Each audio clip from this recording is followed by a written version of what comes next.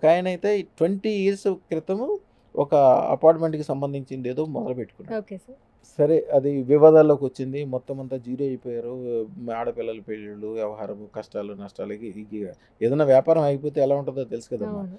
ఒక లెవెల్ని దాటే కిందకి రారు. బిల్డర్ అంటేనే ఒక లెవెల్ ఉంటుంది, ఒక లెవెల్కి నుంచి కిందకి రారు. ఏదో సందర్భంలో ఎవరో తెలవటం వలన ఆయన ఉండేది ఇక్కడ, అమెరికాలో ఉన్నోళ్ళు చెప్పడం వలన ఆయన మన దగ్గరికి వచ్చాడు. ఓకే. భార్యను తీసుకుని వచ్చాడు, ఉమ్. ఒకసారి చూసుకున్నాడు. వాళ్ళు ఆ రోజున 1,16,000 పెట్టుకోవడం అంటే కష్టమైన విషయం. అయినా సరే వాళ్ళ మిస్సెస్ గట్టి, మీకు ఇందాక చెప్పాను చూడండి, కొన్ని జాతుల వాళ్ళు ఆడవాళ్ళు చాలా గట్టుకుంటారు. అవును. వాళ్ళు కంపల్సరీ ఏదైనా చేసి ఆ మంచి పని చేపిస్తారు, ఆ కుటుంబాన్ని బాగు చేస్తారు. ఉమ్. కుటుంబాన్ని బాగు చేసే వరకు నిద్రపోరు వాళ్ళు. ఆ పిల్లలకి పెట్టిస్తారు, వాళ్ళకి పెట్టిస్తారు. వాళ్ళు బాగుపడితే రోజు చూస్తుంటారు వాళ్ళ పక్కన వాళ్ళు ఎక్కడ ఏం జరుగుతుంది, ఎట్లా జరుగుతుంది, కుటుంబాన్ని వాళ్ళే బాగు చేస్తారు. ఇప్పుడు ఇంటికి లక్ష్మీదేవి వెళ్ళాలి అంటారు.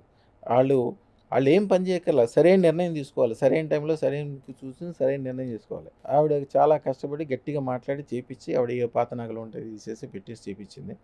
కరెక్ట్గా 15 రోజుల తర్వాత వాళ్ళ బిల్డింగ్ మొదలైంది. ఆవిడ తర్వాత వచ్చి ఏం చెప్పిందంటే, సార్ మా సారు నా ఇంట్లో ఉన్న బీరువాలో బట్టలన్నీ తీసేసి ఆ డబ్బు కట్టాలు తీసుకొచ్చి దాంట్లో పెడుతున్నాడండి. బట్టలు ఎక్కడ పెట్టుకోవాలో తెలవకుండా అయిపోయిందండి. బట్టలు ఎక్కడ పెట్టుకోలేదు, పెద్ద ఇల్లు తీసుకోమన్నా. ఓకే. తీసుకోగలమా అండి అంది. కరెక్ట్గా నెల రోజుల తర్వాత 1000 గజాల్లో ఒక కమర్షియల్ కాంప్లెక్స్ మొదలుపెట్టారు. యాక్చువల్గా 2000 గజాలది. 2000 గజాలది ఒకళ్ళ దగ్గర వీళ్ళు సగం కట్టిన తర్వాత సగం బిల్డింగ్ వీళ్ళకి, సగం బిల్డింగ్ వాళ్ళకి వచ్చే విధంగా తీసుకున్నాడు. ఉమ్. దానికి ఇప్పుడు రెంట్లే గచ్చిబౌలి అవతల ఉంటుంది, గచ్చిబౌలికి దగ్గరలో ఉంటుంది. ఉమ్. ఆయనకి దాని ద్వారా రెంటే నెలకి 5-6 కోట్ల రూపాయల రెంట్లే వస్తాయి. ఓకే. చాలా పెద్ద బిల్డింగ్ బ్రహ్మాండంగా కట్టుకున్నారు.